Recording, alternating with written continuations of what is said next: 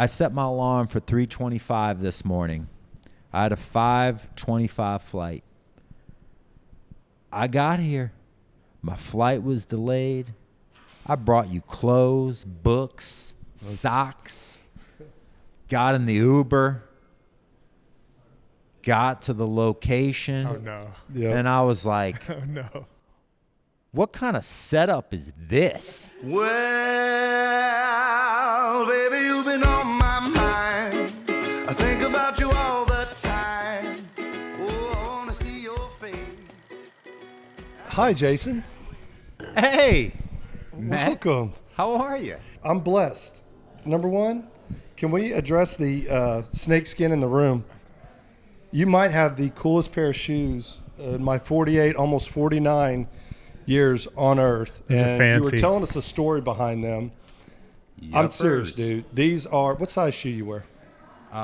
These are either 11 and a halves or If you want to 12s. keep them here for me, because you said they're old, I would probably wear those every day. But tell us the story behind these beautiful shoes, brother. So I bought these shoes 8, 9, 10 years ago because I really like them. They're I don't awesome. wear them very often, but I went to pull out an outfit for today's session Yes. because we're going to be sleeping around. Yes, sir. So I pull out a couple of things, and my wife said, don't wear those shoes. I Okay. hate those shoes. All right. And I said, I'm wearing these shoes. I put my I foot love these shoes. down. I hardly wear them, and they're appropriate for sleeping around. They are, dude. And I got dressed this morning. Here I am, and no joke, the Okay. first thing you said when I walked through I'm telling the you. entrance today was, telling you. I dig those kicks. Those, And I'm going then to tell you. Dan, handsome ass Dan, H-A-D. I like that. And then Had was like, man, I love those kicks. I'm telling you, dude. And I got it twice at the airport. So well, you know I was what going she to knows? ask, I fly so much that I Yeah. don't have to take off my shoes anymore. Sure. You like that too, or do you have to? I don't take my shoes off. Okay, yeah. Man, I those are sleep in pretty shoes. You never know when you got to go. Yeah. well, we're going to get to that because, my man, you run a lot, and I'm going to ask what you're running from pretty soon. The outfit, I would have sworn, by the way, you have the best style. We were at AADSM in Dallas, and unfortunately, I had a family emergency, so I had to leave that Saturday morning. But the talk of my friends with other companies and my own companies was your T-shirt, your shirt, and you had represented every oral device. Yeah. It was the coolest. Yeah. I don't want to talk about. I don't your think socks. I don't think I've seen this. Oh, shirt. it is the coolest. And Dan, Wait a minute. How many- I'll throw it I out. actually have that shirt with me. Oh, We have it right now. I swear. Go get it. Don't tell me what to do. Okay. That's fine. Ask me politely. Jason, will you please get that shirt? Oh, I don't have it with me. Okay, No, you I son of a- really do. You want me really to get do. it for real? Yes. I'm dead serious. Yeah. Hang on. This is so great. Where's it at? He's Why got do it. you I have a can't believe shirt you with brought you? it. Look at this oh shirt. man, we got everything on here. We got the Avant. We got the Respire. Dude, we got they the got Flex. No, that's a classic. We got the PH. Look at you. This is a test, Brandon. We got the My My- Tap. You even My went Tap. My Tap on us? One We got the Dream Tap. Dude. Your wife's what? Hairs. Oh, yeah. I don't see the hair. That's okay. Is it a long, dark one? Long, dark, and curly? Oh, man. We got all kinds of shit I'm going here. to tell you right now. The gift to you. Shut your mouth. You swear?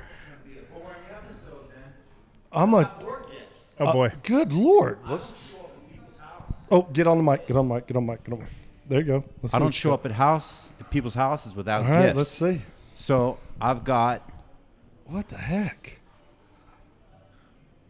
I know Joel Blix once mentioned my affinity for Balegas. Jason Tierney turned me on to these. So Balegas? Balegas. Yes. So I brought you each a pair of Balegas. I'll let you fight over which color. You Who know, gets what? that's so our personality. Yeah, right there. And then I brought you a couple of books. I think this one is most appropriate for you, Matt. Okay, from strength to strength. Are you saying by Matthew Brooks. is strong? And I got that for you. The Power of Brandon. Self-Control. I don't know if I have any of that. No, you don't. So those are two books that I've read. in the last couple of months that really resonated, and I think dudes over 40 Yep. or dudettes over 40 Yeah, I like it. would realize immense benefit from reading each of these books. So Yeah. there you go. So Rock your socks. So what'd you get for me? So I will tell you, Jason, I've been doing a lot of reading lately. This is perfect time. Wait a minute. I'm sorry. Real quick. What? You said dudes over 40. Yeah. Well, oh, I get it now. No, so he's all You into can- the you can Dave save it. Asprey. His metabolic age. What is your What are you now? What are you? We're working on we're getting down to 30s. And his maturity is still of a Yeah, 16-year-old. 12 So we're good. Year-old boy. But no, dude. Thank you. Are you the first person? Not the first, but probably. We got flowers the other day. We did, and we've gotten shirts and merch Yeah. and stuff like Well, that. and we've already agreed that, well, you may not be privy to this, but Matt agreed that I'm coming back with Licia and Dr. Stacy Lehman in January. I would love. So that's Here, going to lay be that- a party, and when we come back, we will bring Watch Had this. a gang of gifts. And my man just announced, so it's official on LinkedIn, his book release. And it will be, and we're going to tell all of our listeners and people who watch our audience, we got to go get Jason's book. Now, full disclosure. January 24th. January 24th, sorry. January 24th. It's my best friend's birthday. And I will be in Key West, so it'll be perfect for that. I've only been in this oral appliance world for 2 years. 2 years as in October. And I've gotten to know Jason just a little bit, but I know people who know him, and he's creative, and we'll get into this. He runs way too much. He runs all the time. He's in shape. He might have a few tattoos like me. And when he mentioned he was coming out with a book, he kind of teased it on LinkedIn. He had these cool shots of him in a hot tub with his shirt and tie. Just, it was cool as hell. Sounds gross. So then today on LinkedIn, I see the title of the book. Now, I thought, not like Kent Smith doing that mystery, whatever he's doing. Big up to Kent Smith. Listen, his second book. But it's like, I thought it'd be something that had to do with like high endurance, high performance.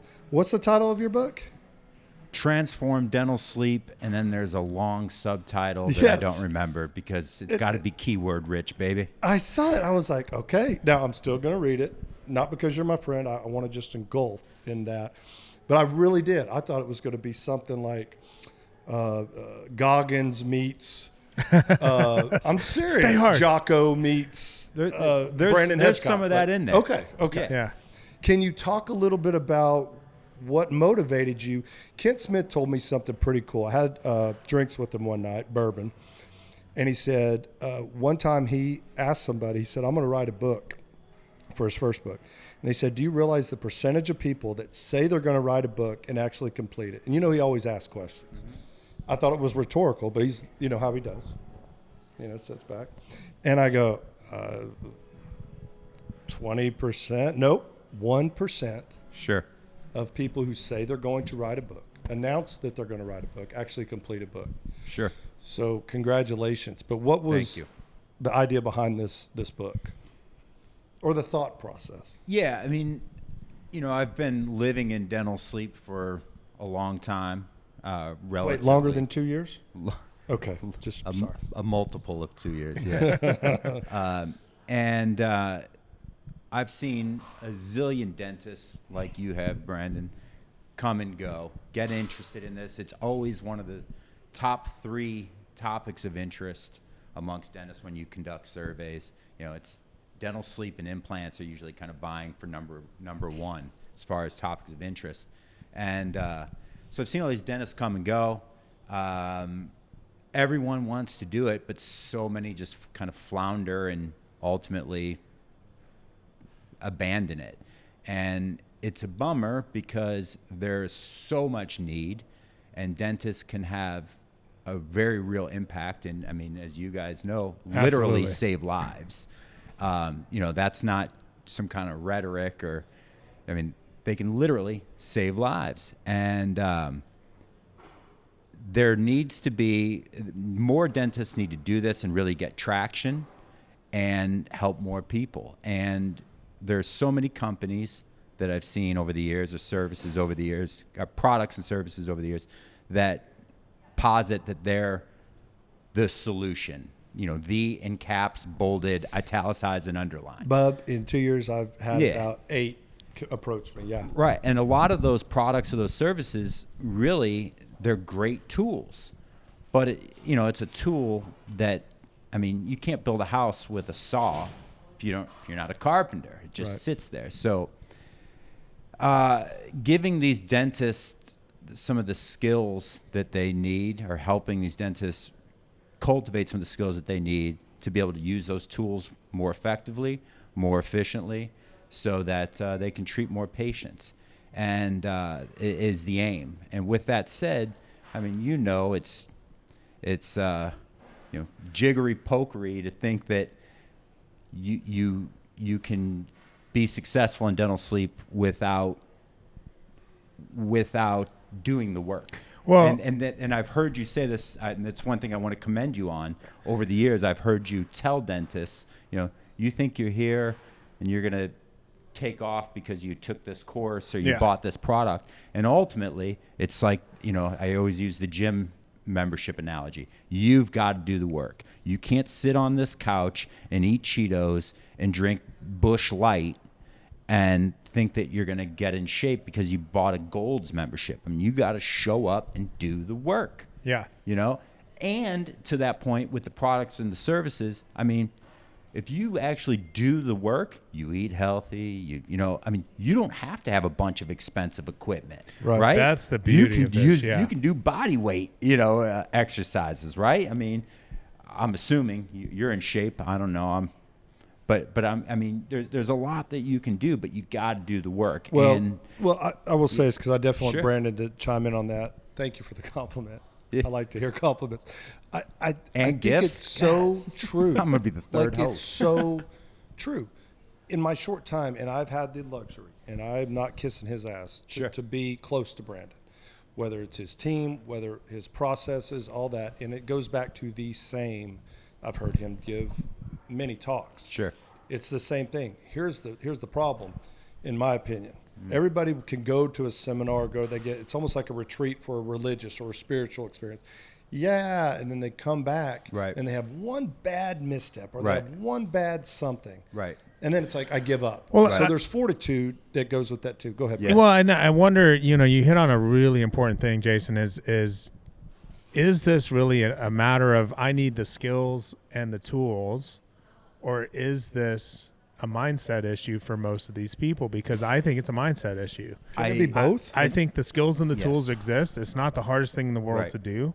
But I think what we run into, the reason that I think dentists struggle with this is because the easiest thing to do when you talk about, first of all, there's a lot of barriers in this field, and we can talk about some of that and what you think the biggest barriers are and how to overcome them maybe. But the easiest thing to do after that weekend course, after you learn how to do this, after you do the medical billing, after whatever, is to go home and do the same thing you've always been doing, which is general dentistry, which you're already comfortable with, which you're already making a decent living at. And that's what I think. There's no fire. And when I see people that quit general dentistry, they get they're like, okay, I'm giving up general dentistry. I'm retiring from general dentistry. I don't have a practice to sell. We've had associates that are just like, hey, I'm going to do sleep. Those guys do well because they have pressure to do well because they don't have a living otherwise. But everybody else is kind of like, yeah, I want to do this, but do you really want to do it? Right. Or do you think that you can slap in a night guard and you'll get paid $1 zillion and that's it? Exactly. But to your point, it can be both. And I think that's where there's really an issue. There's a zillion places. It's not like, the nascent days of dental sleep medicine when there was like one course in your city per year. Yeah. They're everywhere. There's a zillion places you can get the education that you need now. So you can get the clinical skills pretty readily. Who does the best job? Who does the best job with what? With the clinical education. Your opinion. My opinion is fact on this one. I love it. I want to hear this. I'd rather not say. Okay. But they're no one's watching. Who are your top three? People don't watch this anyway. Who are your top three? If I'm a dentist and I'm like, hey, I'm looking for Yep. a course, and Jason Tierney is to give Yep. some advice. Yep. Who would you say are the 3 that I should look at? Well, I will answer that directly, but let me preempt it with this. One of the reasons that I would encourage listeners to check out this book is I don't have any affiliation with any corporate entities. Sure. Nobody is paying me. And my entire career up until this point, I've kind of been constrained by corporate affiliations. And now I get to tell it like it is. So now Yeah. you're agnostic and can just, okay. Yeah. So I would say the number one dental sleep medicine educator is Jameson Spencer. Okay. I think his grasp of the information, the depth and the breadth of his knowledge, coupled with his ability to make complex concepts very simple He's a and good easy communicator. to digest.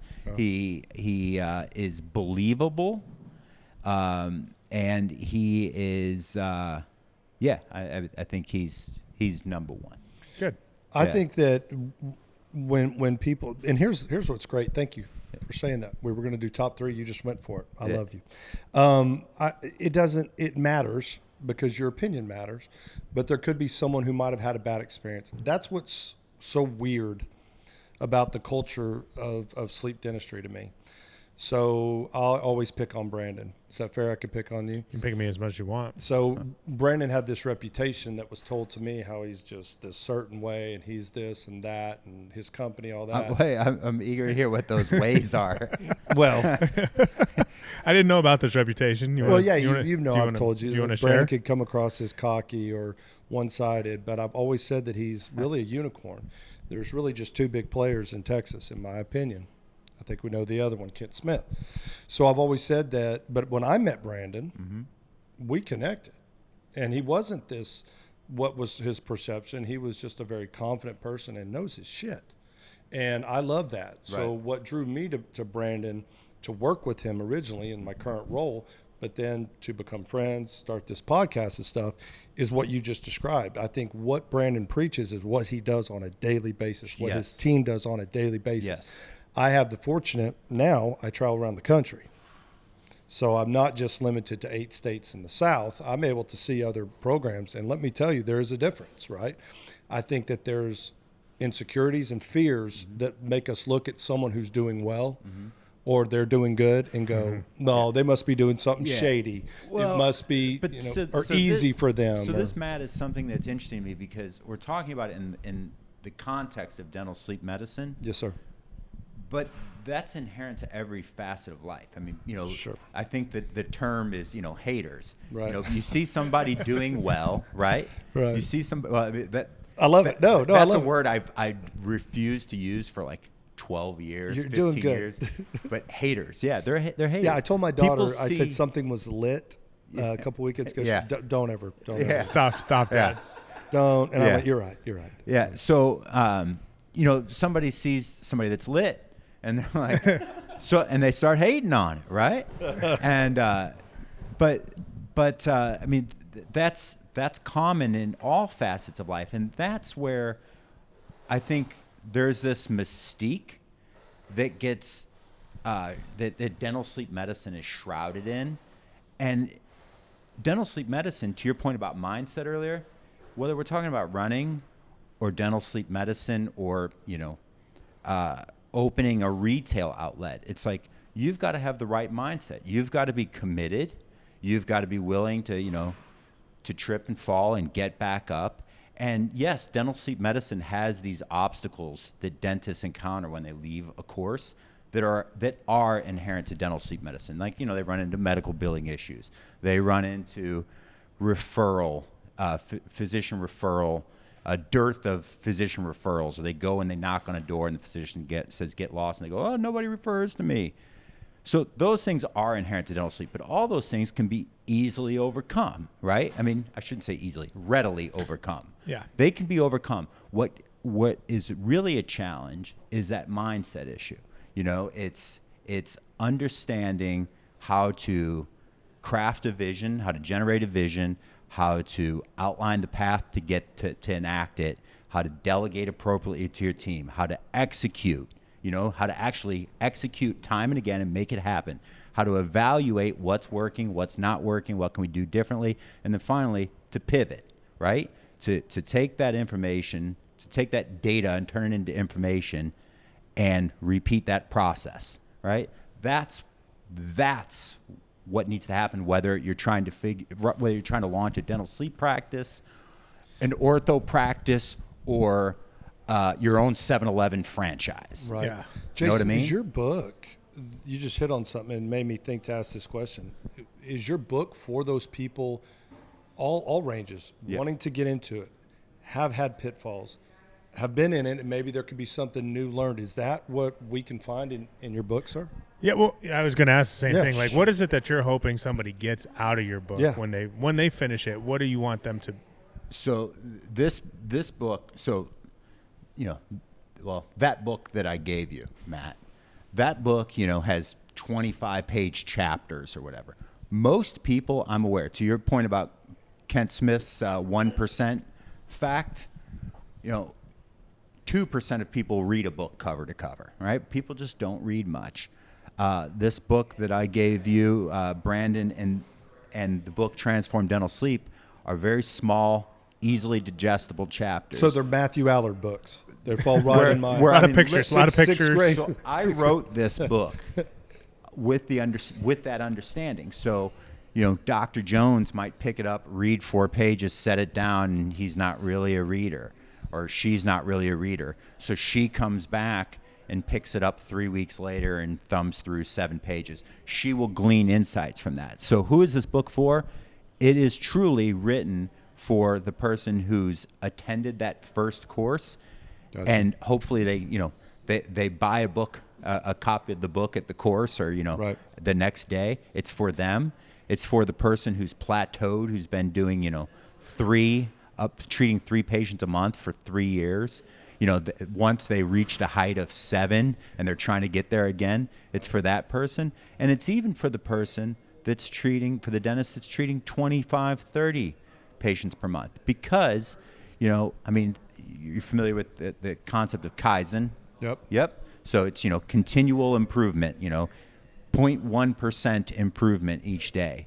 And all that compounds. So it's for all of those people. So you will glean an insight from this, whether it is a different way to talk with a physician. And so much of this, it's not just, the gospel according to Jason. That would have been a great title, brother. Yeah. Well, that's my second book. Okay. Right? Yeah. So Great. it's information that, over 15 years of booking CE courses, delivering CE courses, attending CE courses, reading books, and not just in dental sleep, not just in dentistry, but from a large swath of topics. It's taking all this information, right?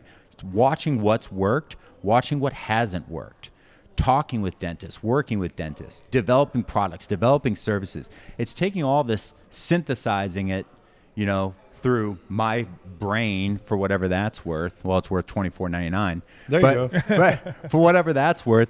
And, sprinkling with a little bit of humor and, a couple of 4-syllable words, some 4-letter words. Yeah. And that's what it is. So it's an easy to digest and actionable book, because I didn't want it to be like one of these CE courses where people go and they learn a lot and they go, wow, I'm really smart now, but they can't do anything with it, because you've seen this. You've seen this in a couple of years.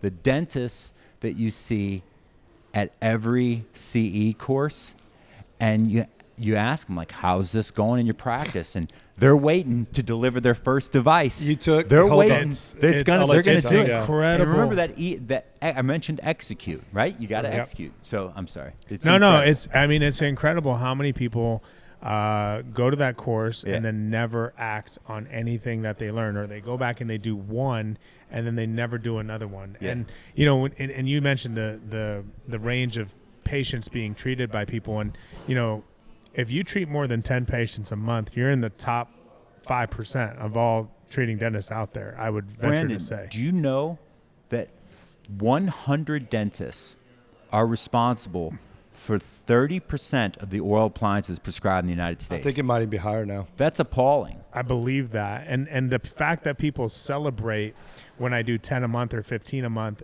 means there's hundreds of patients a month for that dentist that they're missing. Sure. That should be treated, that could be treated, because there's so many more people out there that need this. And I think that's the, that's kind of the point that I have is like, let's not rest on our laurels and be excited about 10 or 15 or 20, because we should all be doing hundreds and hundreds and hundreds, because the people are there. The need is there. The physicians are there. The patients are there. Yeah, and you said the word. So, Jason, I'm very interested. So I would love to give this book to my physicians. There is no secret that I have a handful of dentists across the country that I call on, but the majority of what I do for my current company is I call on physicians. And I'm seeing them slowly but surely move over to understand. Sure. You guys both witnessed apparently that dividing line between AESM, ADSM. You guys have witnessed it personally, that, the doctor wants nothing to do with the dentist. It's a pissing contest. We know what we're doing with sleep. I would love, I hope this is your answer. Is there something where I can gift this to one of my doctors where they could read it and go, I get it? Or is it out of their realm? Is this, because it sounds like this book is directed towards dentistry, sleep dentistry specific, but is it something that I could give to one of my ENTs, one of my cardiologists, that I could help them understand? Is there a chapter in there where I could go, man, you gotta read this chapter in Jason's book? Yeah, I mean, so at the end of select chapters, there's something called, I really like acronyms like HAD. Yeah. So there's something called WOW.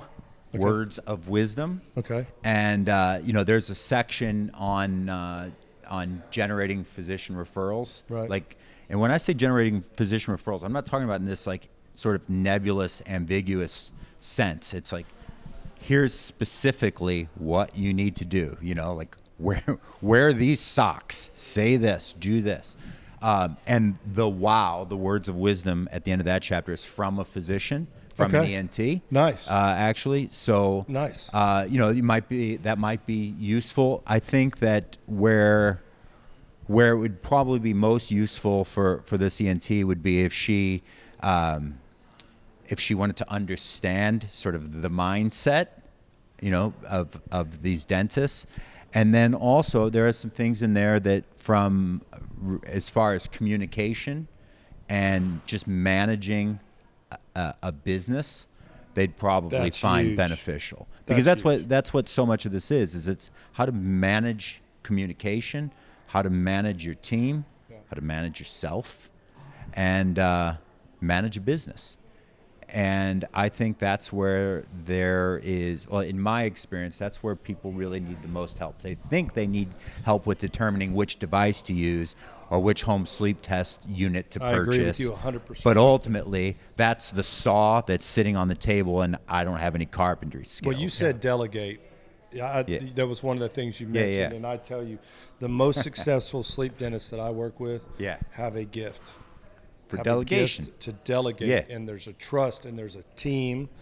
Right. There's a team atmosphere. Those have been the most successful. And what I found is there's always one or two that have been with he or she for 16 years. Or they. Or a long time. And then there's new people, right? Then there's new, but they fall right in line to the successful ones. The ones that struggle, and we could say it's the economy or whatever, BS. I'm talking about the ones that they always have different people come in and out. They always have, there isn't that wing woman or wing man that works with them. Right.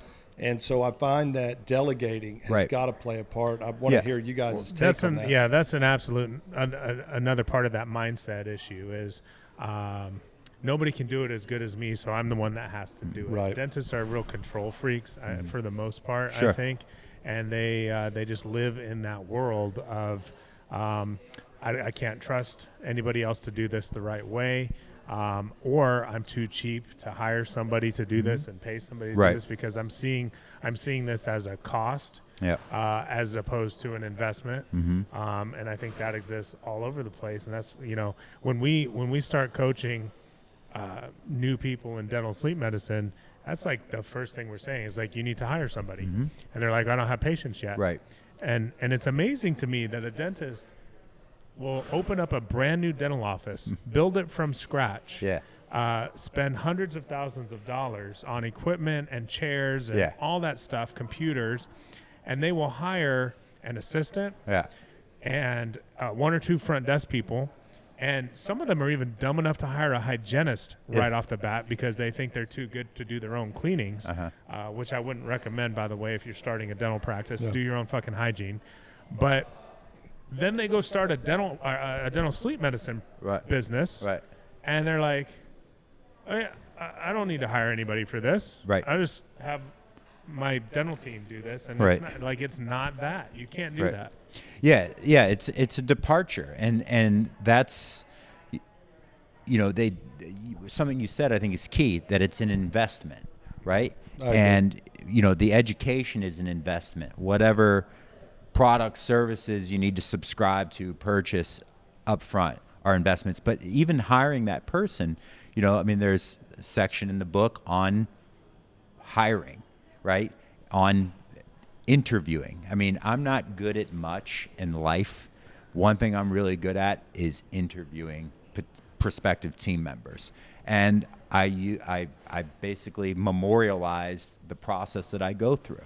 And, that may not sound sexy, but that's what so many of these practices need.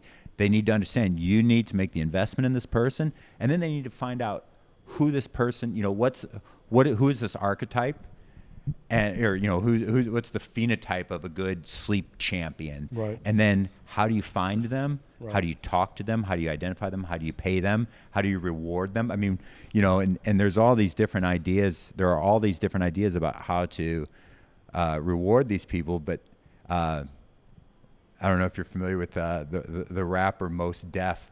He's got this quote where he says something about the best way to reward people you care about is to fucking pay them. Yeah.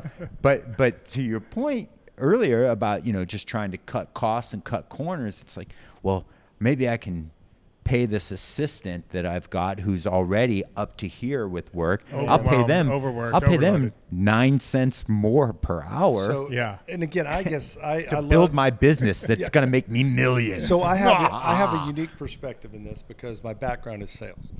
And I've always known that a good organization is nothing without its sales team.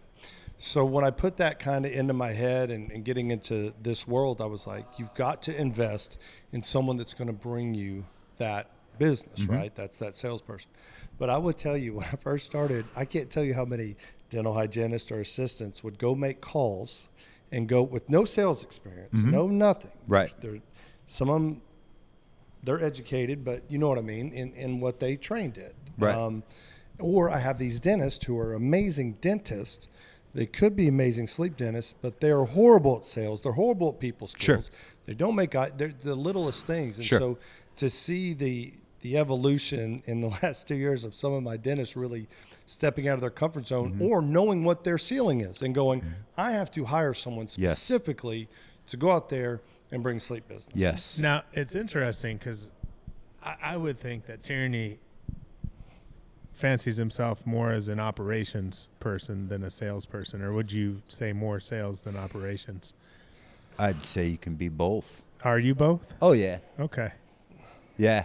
Yeah. See, that's not common. Yeah, that you are. You're because I know. I'm more sales. So because what I just like them shoes, baby. Guys, I'm there again. There's not much that I'm good at, but I'm a pretty strong generalist. Yeah. I'm not the best. I'm serious. I'm not the best. I am the best mediocre at everything No, person. I'm not the best. No, I'm not the best. Trades. I'm not the best sales rep, but I'm pretty good. Yeah. I'm not the best marketer, but I'm pretty good. I'm not the best writer. I'm pretty good. Right. There are people that know more about dental sleep medicine than me, but I've got a pretty good grasp of it. Right. Well, you put all these things together. Heinz 57, baby. Put the shoes on top. Damn the jacket. Boom. Yeah. Well, let's back up and talk a little bit about that because let's go back to who is Jason Tierney. Yeah. What makes you the authority to be able to write this book? I know that you're the authority. But that was a weird way to ask. That's all you need. So, you've got the Brandon Hedgecock stamp of approval. I mean, that was a weird way to ask. Let's get his name on the back. Let's get his name on the back. But what led you into dental sleep medicine in the first place? What's your background, and then kind of hit on your journey. Start from Folsom after. Just kidding. Yeah, so I mean, I worked at a large dental laboratory many years ago, working in the department that made bite splints. Okay. And, I was in a management role there. I wasn't, whittling on acrylic. But I knew nothing about dentistry when I started working there. And started working there, and I really wanted to learn everything that I could possibly learn about dentistry, and started talking with dentists a lot, and developing, the team that I worked with. I had about, when I left there, around 60 people that reported to me. And all whittling on acrylic? It was all walks of life and numerous different disciplines. So there were maybe, of that 60, there were maybe 45 dental technicians. Man. There was, some marketing people, some customer service people. And these were technical sales experts that were walking dentists through what was wrong with their impressions, why the NTI that they prescribed needed to be on the upper arch versus the lower arch. And eventually, we were getting a fair number of requests from dentists. And I say fair, I mean, we're talking like one a week from dentists about sleep appliances. Mm-hmm. Do you guys make snore guards? Stuff like that. So how long ago was this? 15 years ago, 14 years ago, something like that. So we started. Dan was 3. Yeah. Hey, slugger. 10, I think. I get you on the weekend. Your mom gets you during the week. We're going to have fun. So we started looking into what dentals, what were snore appliances.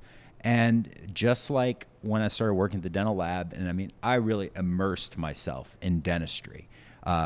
So many CE courses, buying textbooks. I mean, it's 2 a.m. and I'm reading, TMJ books, anatomy, physiology books. It was ridiculous because I want to know. I mean, I contemplated going to dental school in my 30s because I'm like, I'm committed to this career. So anyway, started looking into snore appliances and came across the tap. That seemed to be, the big one. So reached out to Keith Thornton, got our lab, the lab that I worked at, got it certified to make taps. We started making taps, then thought, let's diversify, bring in another product, started offering EMAs. Mm-hmm. During all this time, hosting CE courses, delivering CE courses, networking with dentists, developing marketing collateral for the NTI, for the TAP, for the EMA, and eventually thought we needed a dorsal. And this was when Somnomed was the dorsal. And thought, well, they can make it, so can we. So developed and got a 510K for a dorsal appliance, which this is another thing. I mean, have you ever filed for FDA clearance? No, I personally have not. So the lab president said, you can pursue this product you want to develop, but you're not getting any support from us, which meant I had to. It's always fun. Figure out how to file an a FDA 510K. Yeah. I had to work with the team to develop the manufacturing process, develop the name, the trademarks, all this jazz. So we started making that appliance, and I met a couple of dentists that brought aboard as lecturers. They had a software company, and started working. Jump ship, started working with those guys. Grew that business. And left there. Yeah. After 5-6 years. What was that like going from? And we're talking about DS3. Yeah. Going from the lab world. Yeah. To the software world same, different. Well, it was what was and not to say just software because they did a lot more. And I think that probably you had a lot to do with that.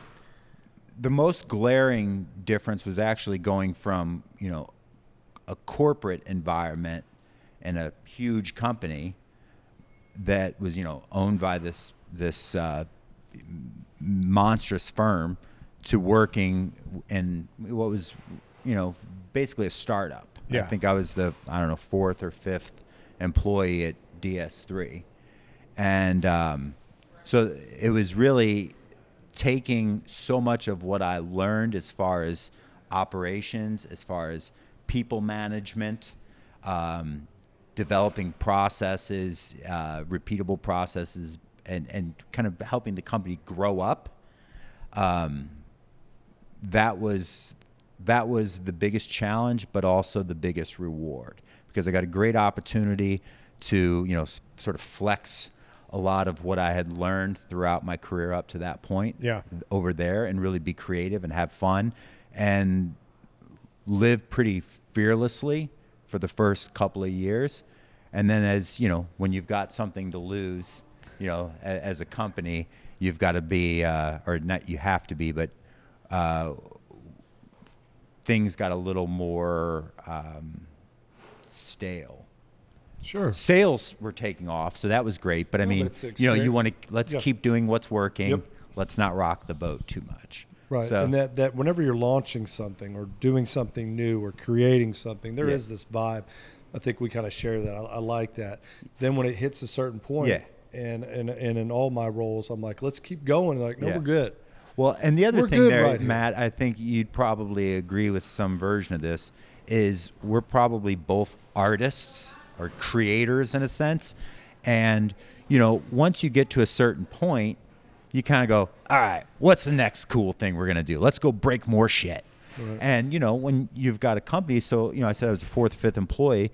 I don't know. When I left, there were maybe 20 employees or something like that. Mm-hmm. So the business really diversified its offerings. Like you mentioned, medical billing, the symposium, all of this stuff. And you've got a lot of lives that you're responsible for then.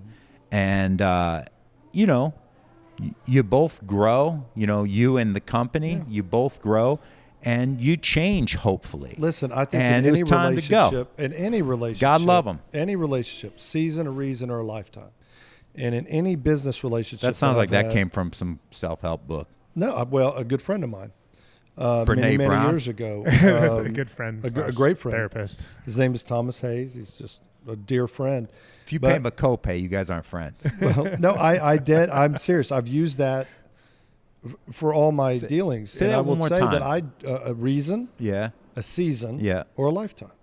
Okay. So wait, will you expound on each of those real quick? I think this is important. I think there's a reason that you take a job.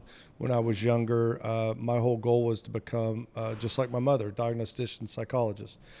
In 2005, we had a miracle. I knew that I'd already been accepted into Ole Miss, had my goal set, but I said, because I can't afford life, I was making $18,000 a year teaching religion and finished up my dissertation. I took a job in pharmaceutical sales. A season could be when I worked with Shield Healthcare. I got let go with Philips on their massive layoff. They wanted to bring me back, but I just didn't feel it. Mm-hmm. But I had an opportunity to become director of managed care. I knew it wasn't my lifetime job, but I thought, man, if I could do this for 2 years, what experience I would get being a director. This nice title, this nice salary. That was a season. Mm-hmm. Lifetime is my daughter, right? Mm-hmm. The responsibilities that I've been given, whatever that lifetime is my relationship with that. And so I've always gone into and haven't burned any bridges. I could have sworn he was going to say me, and then he said his the daughter. lifetime. Yeah. We don't know. You didn't let him finish, man. You cut him off. We don't know if it's a reason, season, lifetime with that shit. No, but hey, seriously, thanks for that's sharing my this. point. This is but a great takeaway. I've always looked at my opportunities, personal and professional. I just gave this big talk to this sales academy, is I take everything personal. So even if you're getting Matthew now with the hat, the tattoos, all this, I cuss, I'm not perfect. I'm still that same guy that goes into an office, goes to speak to physicians. I'm the same guy that picks up my daughter this weekend, hangs out with her. I'm the same guy that is now in a healthy relationship. I'm still the same guy that does the podcast. Whereas I see a lot of people wear different hats. They will come on this podcast, they will act a certain way, and they will present themselves. And I was just getting hammered with them the night before, trying to get them not to go home with a chick, but yet they're married or whatever. Not that happened. I'm just giving examples. Not that happened. that Wow. happened. Not that happened. Keep that in. Not that happened, but that's my point. So Not that it didn't happen. back to you, and you're our guest.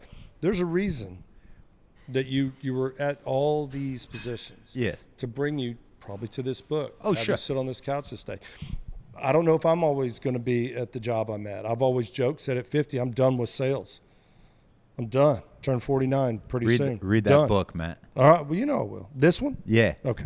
It speaks to that very point. You know, so there's got to be a reason, and that was maybe just a season, but it brought you at DS3 to where you are today. Oh yeah, I mean, I'm wildly thankful for that opportunity because I learned so much. I made a ton of great connections. I mean, not to be corny, you know, or flatter or anything, but I mean, we met during my time there. Absolutely. I was going to ask, so I was going to get to how you two guys first went on a date. Well, it was last night. I was on the podcast. He was drunk. You were begging me not to go home with him. No, you know. And now we're making whoopee. Well, I think Quick. I think we. I don't know where it was, AADSM or I a don't know. symposium or it could have just been through DS3. You know what? Actually, I think I first met you. You were a DS3 customer. That's okay. And I met you at the ASBA meeting. Could have been that too. Yeah. Yep. Yeah. And Phoenix. and then we started talking about books a little bit. Yep. We had a couple of subsequent phone calls. Yep. Talking about books. Yeah. So had I known all this time, all these conversations that we were having was just material for your book. So I would have, everything. You know, I'm glad you brought that up though, because to anybody, you know, to the 7 of you listening to this. Well, there's 4 of us in this room, so I know you got at least 3 listeners, man. Well, my dad he's loyal. Oh wait, that guy over there. No, my dad. Hold on, my dad's going to hear everything, so he listens. No, but to the people that are listening to this, I mean, that's something that I would encourage you to all do is learn analogously. Like every experience that you're having, every book that you're reading, every movie that you're watching, podcast you're listening to, listen to that and think, how can I apply this to my life? So when, you know, we've mentioned a couple times running. When I'm running, you know, it has nothing to do with dental sleep medicine, but there are things that happen that I'm like, this translates to my work life. Or if I'm listening to a podcast on change management, you know, they're talking about change management in an industrial setting, let's say. But, you know, something that they share, there's a pearl, there's a nugget, there's some wisdom there that translates to how a dental practice operates. So just keep learning. I mean, that's been a key in my life and my career is I am a committed learner. So that's when I talk oftentimes, and I know a lot of people have seen me talk at the Blueprint events we have for International Academy of Sleep and, you know, those recruiting events that we have. And I share with them, you know, kind of my journey into dental sleep medicine. And It started with Kent Smith, and it was a lot of frustration. And then it was DS3, and then was trying to learn medical billing. And, you know, somewhere in there, you came along, and then everything got better. And so I share that with them. Mm-hmm. But it starts with kind of core values and what type of person you are and what type of commitment you want to this. And, you know, so we talk about always improving and always, you know, growing and improving. And then we talk about having impact and being able to have impact on people's lives. And that's why this has been such a phenomenal field for me, both in treating patients and also in teaching dentists, is because of the impact that we're able to have and the ability that I have to keep learning and growing. I have members that, you know, when I go to these retreats and they're like, oh, what do you do? And why do you, you know, I'm like, no, I get inspiration from seeing other people grow and do more and do better. Yeah. This podcast has been one of the most amazing things for me. I never would have guessed that I would sit here and have these conversations with people because I really don't like people that much. It's true. No, it's true. But it's true. And I'm awkward, and the feeling's mutual. Weird. I know. Love people. Love people. And I'm not the guy that wants to go like meet everybody at a party. Right. I'm the guy that kind of wants to have a sip Same. of beer and go home. Same. And just, that's my comfort zone. I'm not an extrovert by nature. Yes. However, my takeaway is if nobody listens to this podcast, I have got to meet a lot of really cool people. Yes. I've got to hear some really cool stories, and I've got to learn a lot about life and about myself just from the people that sit on this couch and have this conversation. You're welcome. You're thank welcome. you for pushing me into No, this. but truth. I agree with everything you just said. Yeah. Yeah.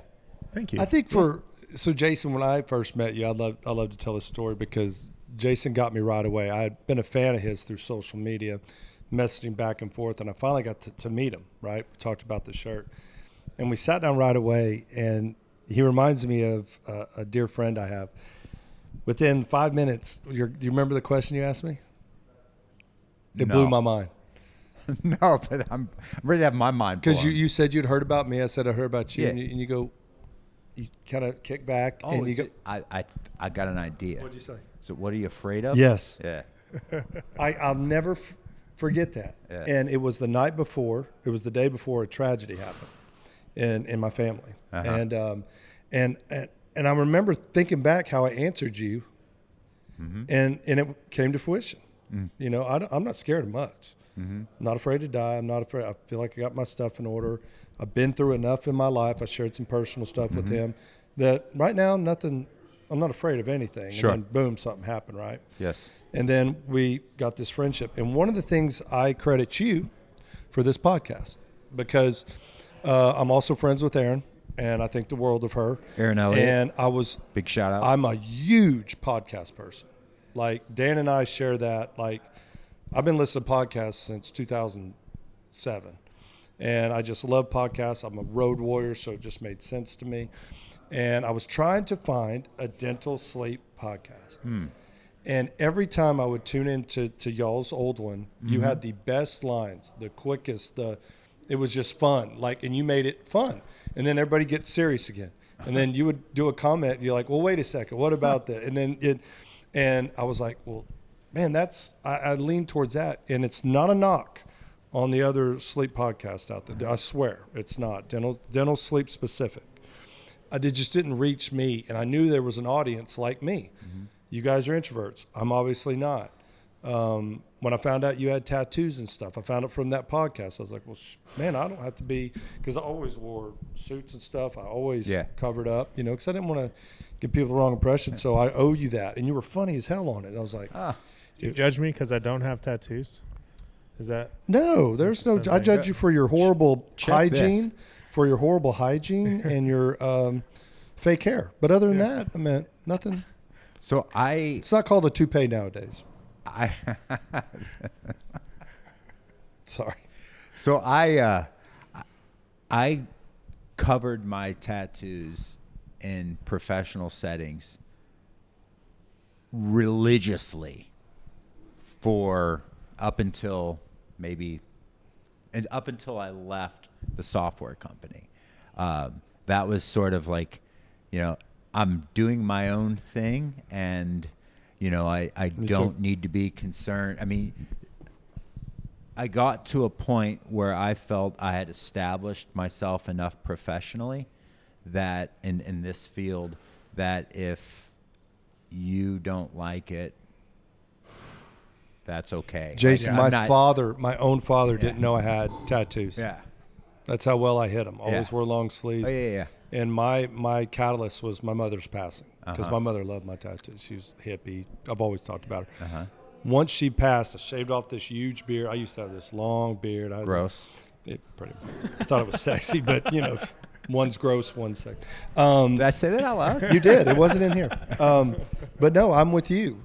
And still today, my first approach to people, well, now this is out for the 7 people, but people know I have them. Yeah. But when I first meet people, I always wear, but I'm with you. And I felt listening to your podcast was awesome, where you were like, because someone asked you, well, how many tattoos do you have? Do you remember your response? No. Because people ask me all the time. I go, I don't know. Yeah. Because they tell a story, like they're not individual. I don't have like a Tasmanian Your answer is devil probably, here. I have tattoos? Yeah. Well, that's what I love about. I have, Notorious up here, and then I mean, that was one letter each. Well, that's what I wonder sometimes. Like, I mean, I'm covered.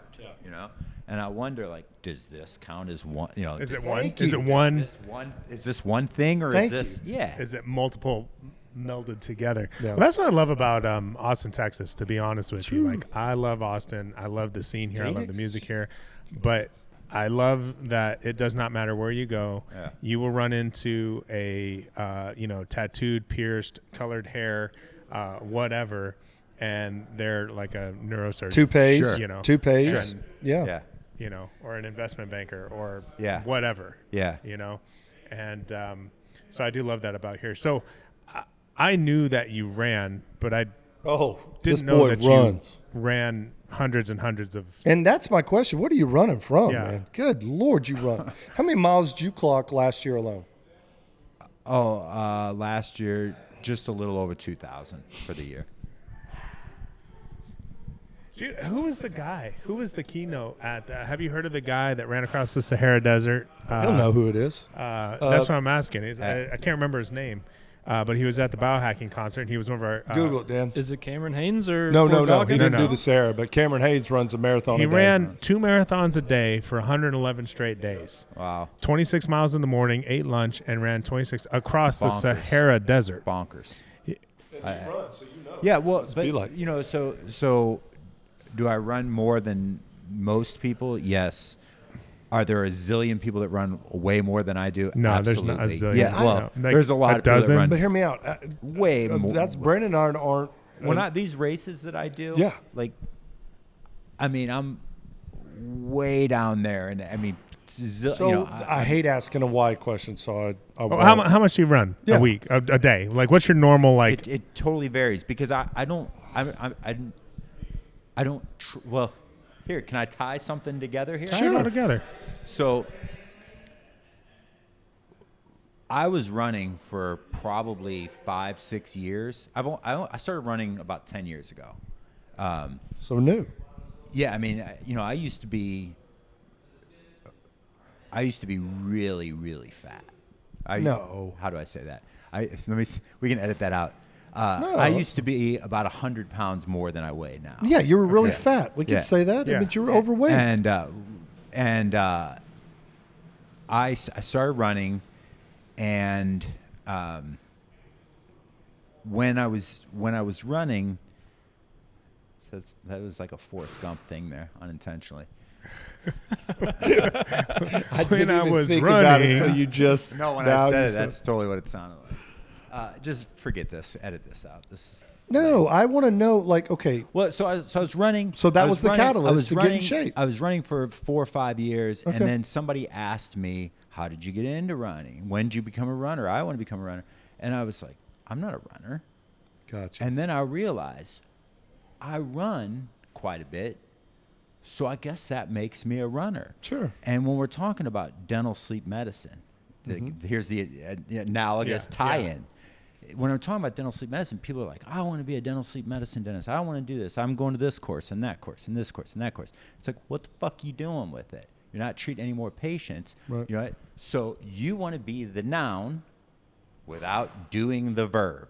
You want to be a runner. That's I the didn't come up quote. with that. That's from Austin. No, Kleon. but that's a great But quote. you want to be the noun without being the verb. So over Love the that. years, in developing teams and developing reports, people go, oh man, we'd sit down for their annual review, and I'd ask them, what are your goals for the next year? What do you want to do? What do you want to be? How can I help you become this version of yourself you want to be? Oh, I want to be a manager, or I want to be a leader. Well, By great. whatever goal that is. Yeah, I want to be a manager. Great. Let's map what this process will look like Yeah. for you to become a manager by your next annual review.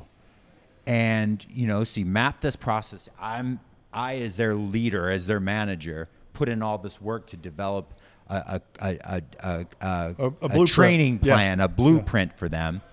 And you sit down with them and you review it, and they don't do the work. Yeah. Right. Right? They want the And title. You want to be a manager. The best way to do that is to manage. Yep. You want to be a leader. The best way to do that is to lead. You want to be a runner. Run. You want to get you want to be. So I finally get it. So Get it Brandon, together. you are a masturbator. Wait, did I miss that? Did I not? Okay, I must have just. I thought it was.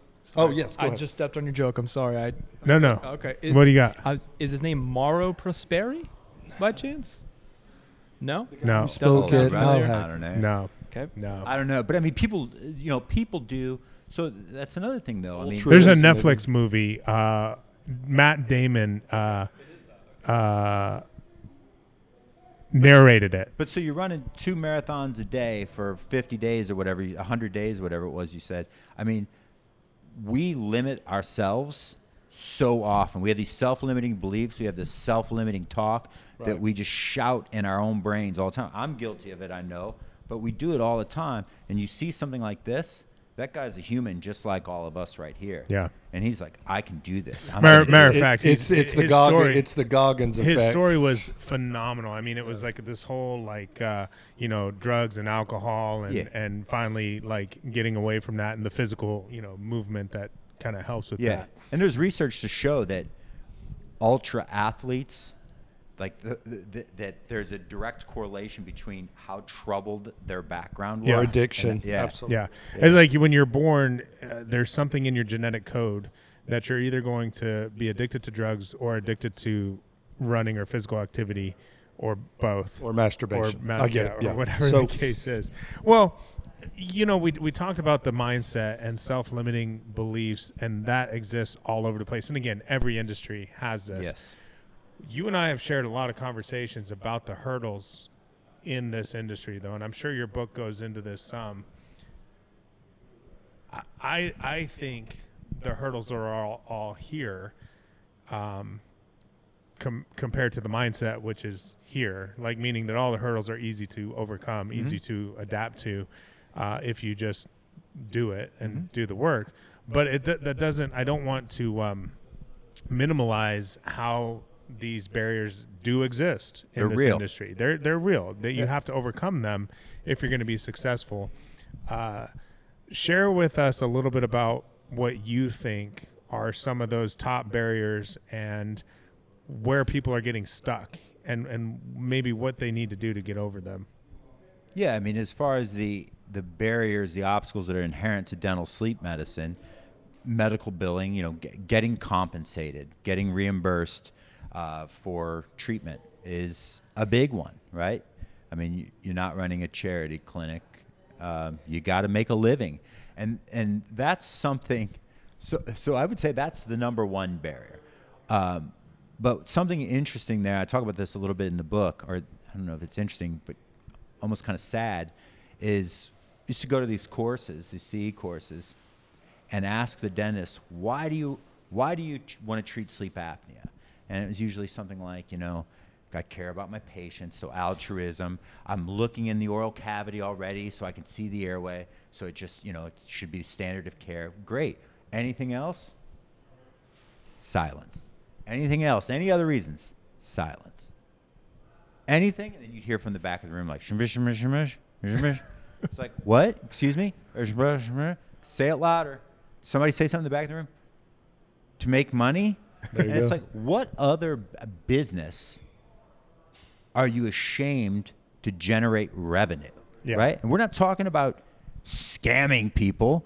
We're not talking about providing treatment to patients that don't need it. We're talking about, having a healthy dose of altruism, being clinically sound, looking at a patient, working with them to determine that, they need this treatment. It potentially saved their lives, and then delivering it for a profit so that your team can take care of their families, so you could take care of your family, etc. What is wrong with that? Yeah. Nothing. So you should make money. You should treat patients well. You should follow the rules, follow the guidebooks, do everything above water, above board, but you should make money. Just like you make money when you cut a crown, just like you make money when you put in an implant, just like you make money when you deliver some clear aligners, whatever. You make money, right? That's been the joy in my journey with Somnomed is I have 3 dentists right now that since I've started with them, and it's not because of me, that now they do full-time sleep. They've hired associates. Mm-hmm. 2 of them moved into beautiful locations. I meant to see that growth from the starting point has been amazing. I mean, it has been like it's inspiring. Sure. And that story out there is so inspiring because there are these. I love how you said the top 100 do that. I think it's higher than 30% in the country. So I have some of these dentists and some of these hospitals and medical that produce so many cases a month. But it's also good to see that dentist, and Brandon knows who I'm talking about, who's just putting it all on the line. He's been struggling, and he finally gets a win. And then he gets another win. And then that momentum, and you see him just slowly but surely get these wins and victories, and then they're more confident. Sure. This world of sleep dentistry has been a mystery to me, even though I'm in it, because you have these people that are what Brandon said. They have that vision.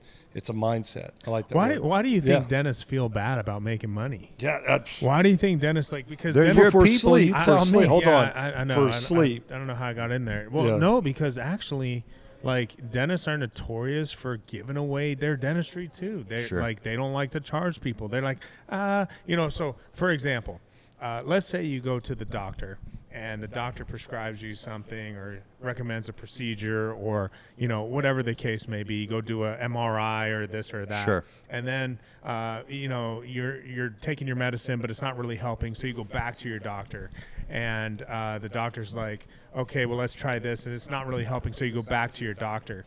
And I will tell you, every time you go back to your doctor, check that code, bill that, pay your copay, do this, Sure. do that.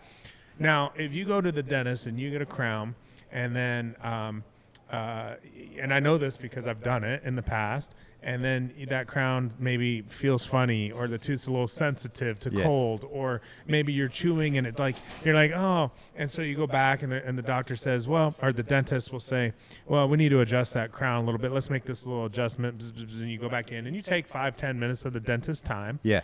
Guess what happens when they check out? The dentist says, oh, just a post-op today. Oh, but No what charge. about when I had to wait in the waiting room for 20 minutes past my appointment time, and now I'm complaining to everybody at the front desk?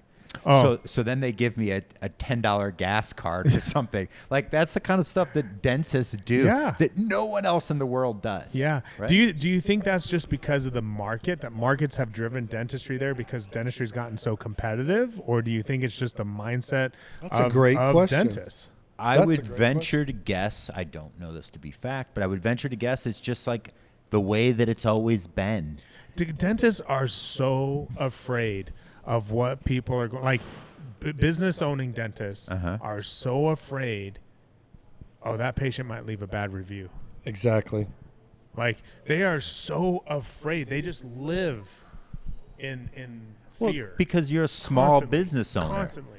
You're a small business owner. So a bad review is potentially really bad. So maybe it's not all maybe it's not just dentists. Maybe it's any small business owner that's afraid to piss somebody off, or is afraid to, that they I don't know. they give shit away. I don't know. So coming from my angle, a lot of the dentists I work with, when I'm having these conversation and goals and what they want to do, there's a perception out there. Let's take that. And I was different, but there's perception that patient that goes to the doctor, everything's covered, right? They just pay a copay. Dental, it can be more expensive. It's out of pocket, all this. But my example personally, from my family growing up, I can remember that I would fight it off till really got sick to go to the doctor. But man, if I had a toothache, like I would limp. And I would go to the dentist. I swear. I mean, I had a ruptured appendix for a week. This is a true story. For a week before I went to the doctor, long story short, it was bad, blah.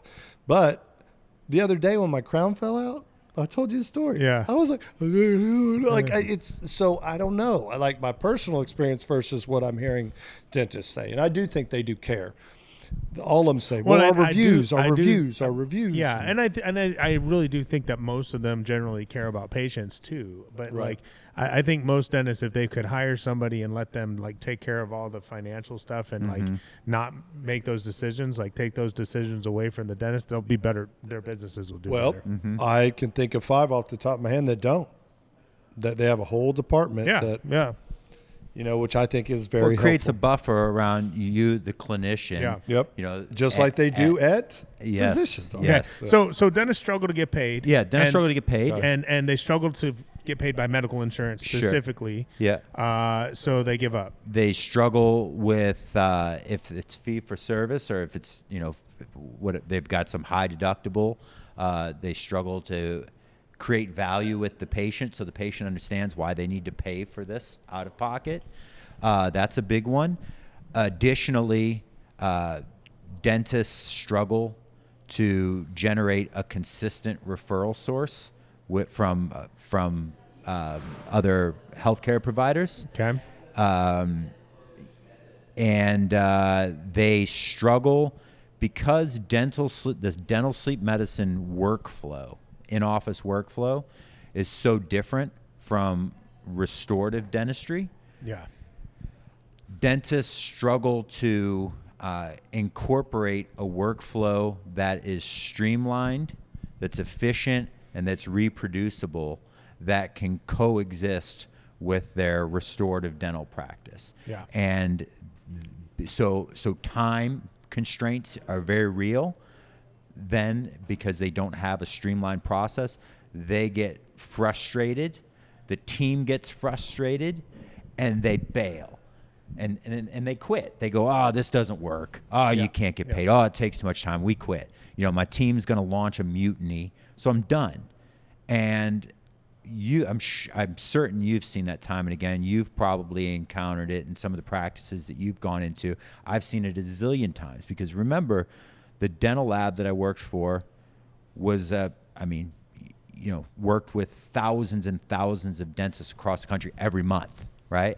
And at DS3, we worked with, around 1,000 dentists across the country. So you were getting a view into all these different practices. And one of the things that was cool, that's been cool, and I'm sure you've encountered this, and you alluded to it earlier, Matt, is when you're in so many practices, you get to see a lot of what works, and you get to see a lot of what doesn't. So you're able to share with dentists, don't do this, do that. And, I touched on this earlier, but in the book, not only was I able to glean a lot of those insights, seeing it firsthand, but then also, speaking with so many, I'll call them key opinion leaders, right? The Hedgecocks, the Kent Smiths, the Stacy Laymans that have wildly successful practices, and being able to learn from them and identify, some of these themes, some of these trends. And you see that in a negative light in those practices that don't make it, and you see it in a positive way with the practices that knock it out of the park. Man, I think there's such a journey. Jason, you are coming back. I know this for a fact in another podcast when we launch your book. Not in another life. No, not another life. In another podcast. Yeah. Before we get out of here, I definitely want to plug the book. Is there something that our audience of 7 can go? Is there somewhere we can pre-order? Is there something we can stream? And then my last question for you is, I have some time, so if you want me to do the audio for it, just let me know, because I'm big on audio books. Yeah. So no, my actual question is a Joe Rogan question. Please tell me you did an audio and it's in your own voice. No, I didn't audio. You got to do an audio. Nah. For people like me who ride around, I love audio. So you just know you're not going to do it. Well, it's something like, I'm making this stat up, but it's something like 20% of books are consumed or audio. So it's probably something I should do. I don't think. How about I'll just call you and we'll do each chapter a night. Yeah. And we'll. How much will you pay me for this privilege? This privilege. I don't know. We could talk off air, but how does our audience find the book? How do we talk to us? Yeah, so it is available for pre-order right now. The Kindle version is available for pre-order right now. The paperback and the hardcover won't be available until release date, which is January 24th. Yes, sir. You'll be able to get it on Amazon. You can right now today check out my new site. If I can give props to Kelly Nelson. It looks clean, man. I looked at it this morning. So you can check out the site, Jason Tierney, Tierney, JasonTierney.net. So not .com, JasonTierney.net. And there you can subscribe to the newsletter. You can click the link to pre-order the Kindle version of the book. You will also, if you subscribe to the newsletter, you'll be kept in the loop. So you'll be, I'll share with you, some pages from the book in advance, and you'll be kept in the loop so that on release date, January 24th, you can go and get your paperback, you can get your hardcover, and who knows, Matt may even finish up the Audible version by then. So I will tell you, January 24th is the date, JasonTierney.net. I mean, during this time in the podcast, Handsome Dan is amazing, by the way. Let's do a screenshot of his, you know how you do, roll his page of his website and stuff. Yeah, that was already rolling through my so editing clean. brain right now. So. Thank you. We just saw it looks the like website. Dan. So I always do this at the end of the podcast. You're itching over there. What you got? Yeah, I had a couple questions. Come I on. might have forgotten one of them. But first of all, I wanted to say that Ryan Holiday, I just bought a Ryan Holiday book. It was a Daily Stoicism or Daily Stoic, I want to say. He actually lives in Austin, too. He's got a bookstore. I'm going to shout out Ryan Holiday. He's got a bookstore maybe 15 minutes from here. Like in Bastrop, or is it here? Yeah, in Bastrop. It's okay, called... it's like 40 minutes. Okay, it's called The Painted Porch. Yeah, I heard him talking about that. And his office is in the... his writing office is in the bookstore upstairs. Okay. But cool store. It's a small store. Yeah. But he's curated the selection of books there. So some great stuff. I strongly encourage you to check out Painted Porch. It's on my list. I wanted to know what one thing from these two books that you said you read did you get? Like what were your biggest takeaways from the books? Great question. From strength to strength is that.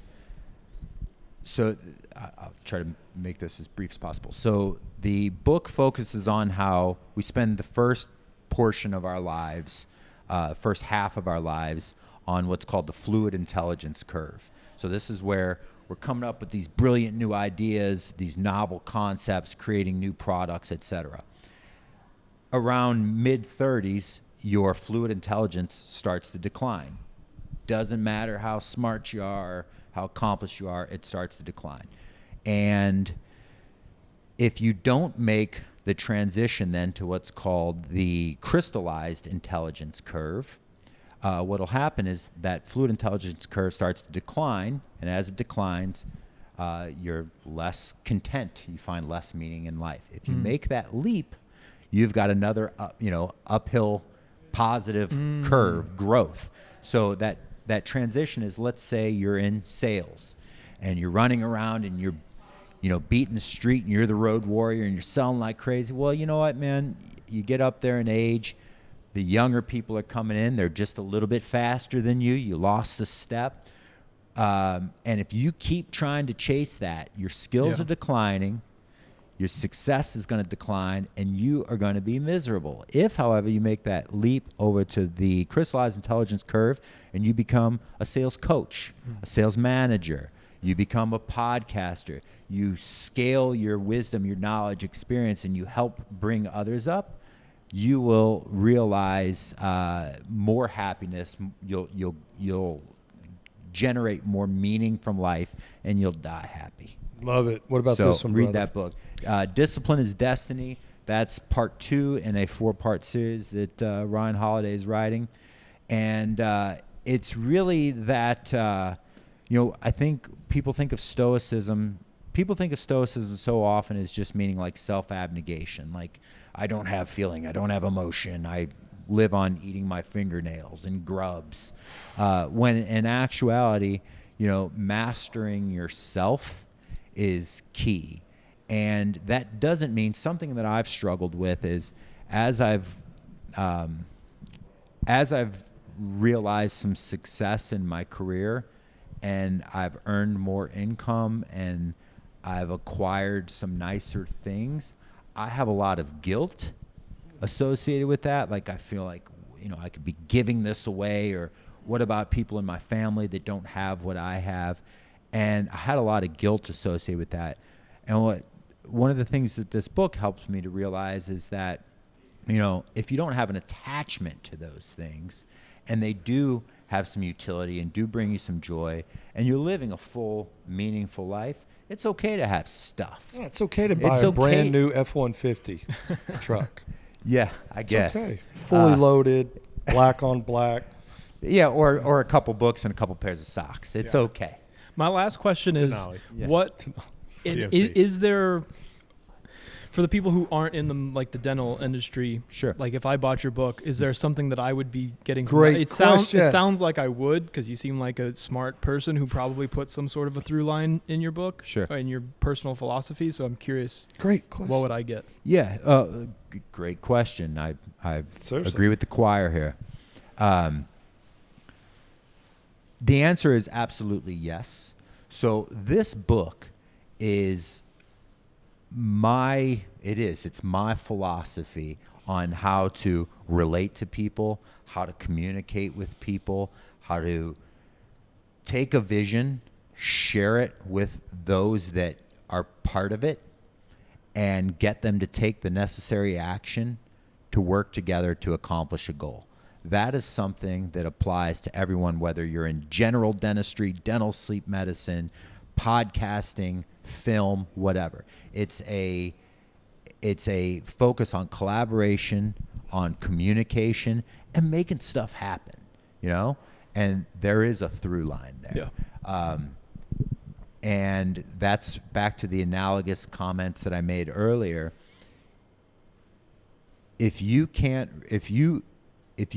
analogously, you will read this book and you will generate new insights that are applicable to your life, whether you work for Mary Kay, or you own your own film company, or you're a dental sleep medicine, or in your case, male prostitution.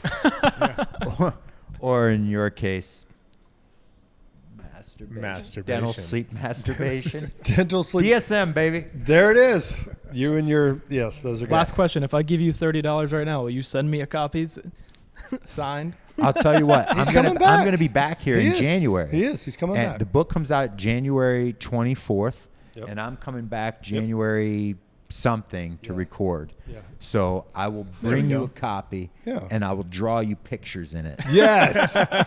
Well, Jason, I can't thank you enough for your friendship. Obviously, the books, the socks, the shirt. I mean, you are an inspiration, brother. I find like I have a kindred spirit with you, and for you to fly here from Arizona to come down to beautiful Austin to our podcast just means the world to me. You want some parting words, brother? Agreed. Thank you so much. Yeah. Thank you. Pleasure. Thank you. Can I tell one closing story? Yeah. Please. So I set my alarm for 3:25 this morning. I had a 5:25 flight. I got here. My flight was delayed. I brought you clothes, books, socks. Got in the Uber. Got to the location. Oh, no. Yep. And I was like, oh, no. What kind of setup is this? Some people think we're in California the way we had it set up before. So I got there, and I'm looking around. I'm ringing this Ring doorbell. Nobody's answering. I hear a dog barking.